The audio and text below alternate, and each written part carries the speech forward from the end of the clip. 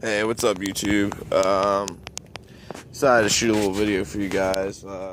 Came to get the pull open. As you can see, it's mighty green. And went to go.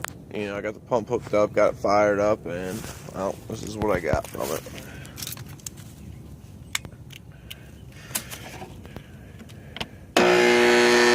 Oh yeah.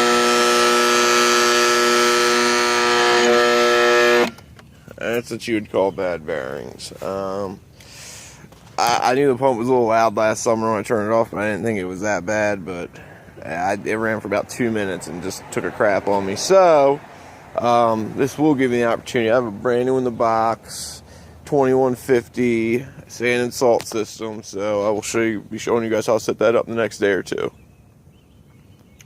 So if you have any questions, put them in the comments below. Please don't forget to hit subscribe.